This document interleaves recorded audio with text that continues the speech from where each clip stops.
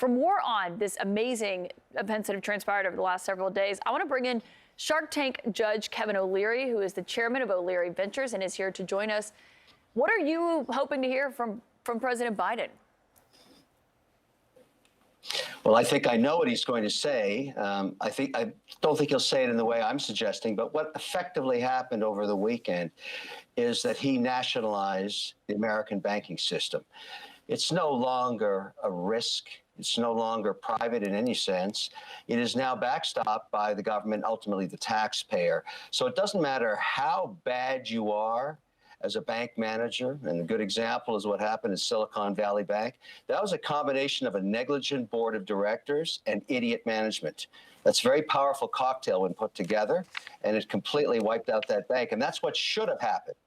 And we knew before the weekend started that every account with $250,000 or less was insured, and anything beyond that, which is generally business accounts or sophisticated investors, was not. But that's all changed. Now you have no risk in any bank, anytime, and you, as the taxpayer, bear that going forward. When we spoke on Friday, I said, how big a deal is this, Kevin? And we were texting, you said, next week the real trouble starts when they can't make payroll. Now it looks like they will be making payroll, I would imagine. So what do you think? Do you think that maybe the pressure is off now, that things are going to go back to normal, or is there still more fallout here? No, they'll never go back to normal. Two things are going to happen.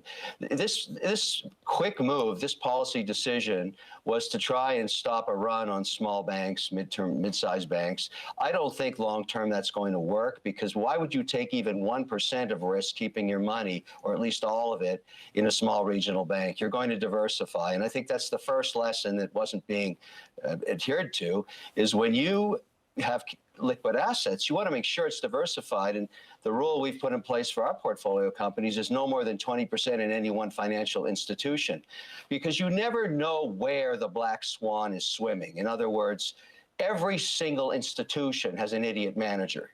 Big ones, small ones, that's been proven by history. You just don't know where they are. And that's the same for every sector of the economy. But the banking system's different. We have 11 sectors in our economy. The banking system, financial services, is one of them, but it services all other 10. So what's really happening when the president steps out in a few moments is he's basically saying, look, I can't take this risk anymore. I'm just going to nationalize the whole thing. And that's the way we should look at banking going forward. Nothing more than highly regulated utilities. And that has profound impacts for you as an investor.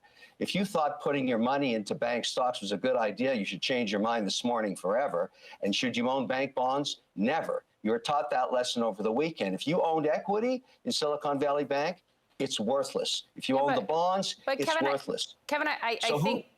Go ahead. Sorry to interrupt, Kevin. I do want to push back on that, because you've got to differentiate between the small and medium-sized banks that were given more lax requirements in that 2018 legislation and the big guys, because the big guys closed up on Friday, and there's a flight to safety to JP Morgan, to Citigroup, et cetera.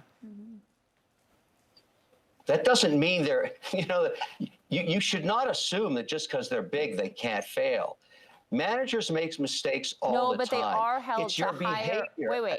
But they are held to stress test requirements, higher capital and liquidity requirements because of Dodd-Frank. That didn't get diminished for those big ones. And you should assume that stage is going to be lifted even higher on them, so they're going to be even more regulated as they become more concentrated and far less profitable. That's my point. This really does make you think about owning bank stocks long term. I think they'll be underperforming the index for decades to come. That's my personal opinion. But it's the behavior of you as an investor in the actual accounts. If you're a business, you can't put it all in one financial institution. Certainly everybody learned that lesson over the weekend. So diversification is going to matter. But this has fundamentally changed the way you should look at banking, because I'm not really comfortable that all of a sudden we've de-risked everybody all of the time.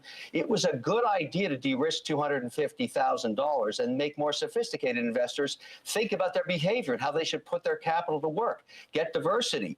You don't have to do that anymore, according to what the president's going to say. You have zero risk, and that has consequences. There's no such thing as a free lunch, and this is going to be very expensive for shareholders of banks long term. All right. I would never put my money into a bank stock ever again.